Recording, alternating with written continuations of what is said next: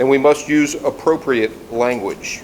Our final speaker will recount one of the most meaningful moments of his youth, and he'll endeavor to do it in a way that captions the intensity of that moment without descending into the realm of inappropriate language. Let's welcome DTM Jordan Camenker with his speech titled, My First Time.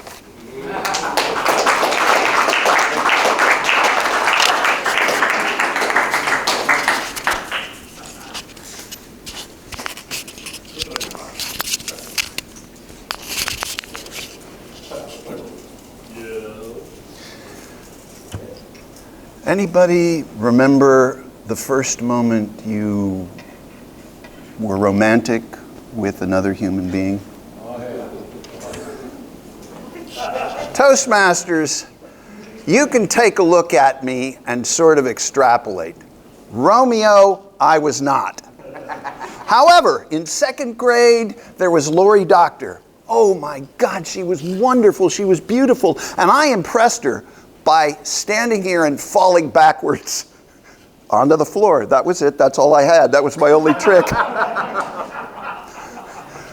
The relationship didn't go far. In 4th, 5th, and 6th grade, when I lived out in the North Woods of Minnesota, there was Janet Ward. And we actually did exchange a kiss. And I gave her my rumble chain. That was it. Then we moved to Florida, and I think I went maybe to the Sadie Hawkins dance once or twice and walked along the beach.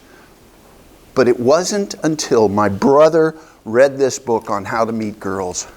Oh my God, how to meet girls.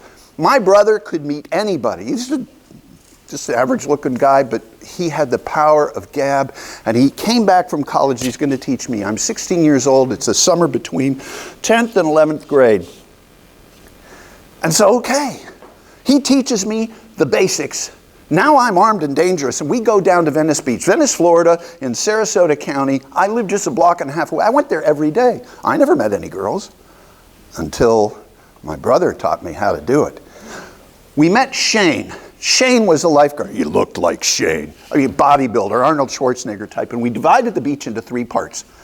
We meet back 45 minutes, and whoever has the best situation, the other guys buy him a case of beer. First, Shane. He has a date with a divorcee. Listen, it's 1972. That is like to die for. But we're talking my brother here. And he has a date that night with 2 college girls from Middle Tennessee State University.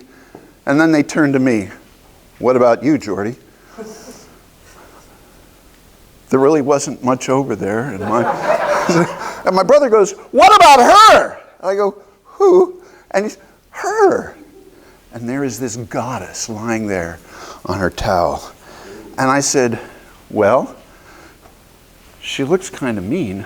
And he says, oh, she looks mean. And I go, yeah. He goes, I'll tell you what. I'm going to walk over there right now.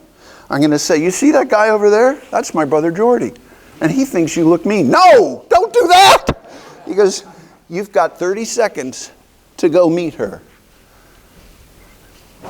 So I walk over. I'm at the edge of the towel.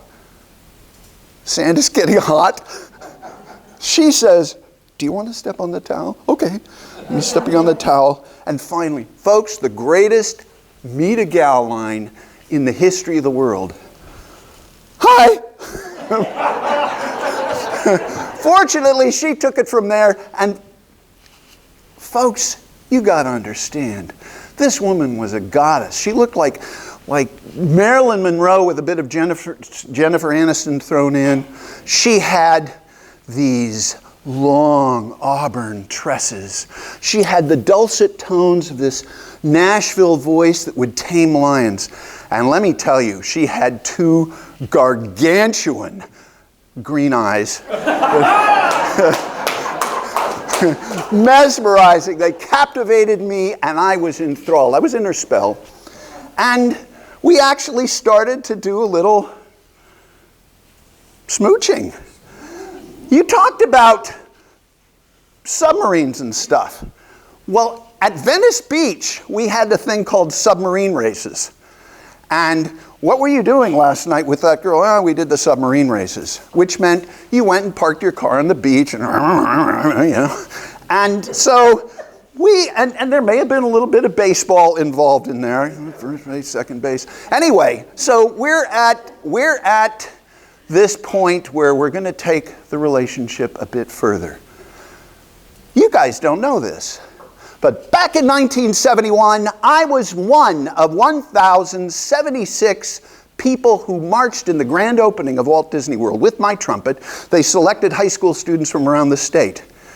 And back then, they didn't have a pass that let you into Disney. You bought individual tickets. There was the A ticket, the B ticket, the C. You guys remember that? And the really valuable one was the E-ticket. So I had this handful of tickets, and I said, let's go to Disney. They'd given me all these tickets, and we went.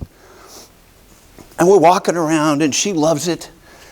And all of a sudden, we see this grassy knoll.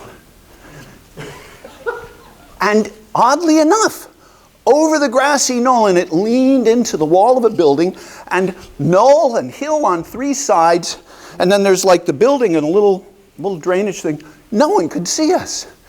And she said, Jordan, she said, take off your shoes. So I did. She said, Jordan, you need to take off that sock. So I did. It had been raining earlier. I had a little rain jacket on.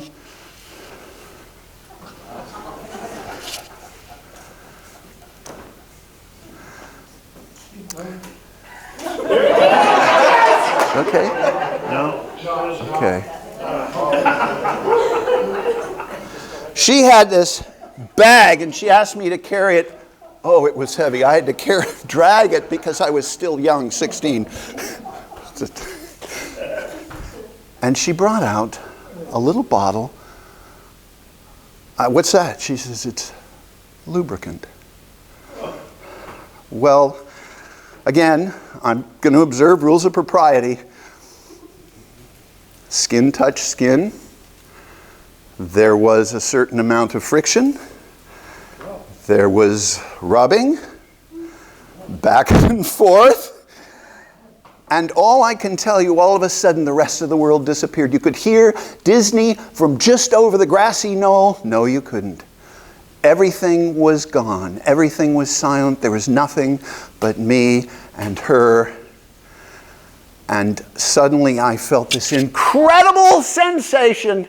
And ladies and gentlemen of the Toastmaster jury, that was my very first foot rub.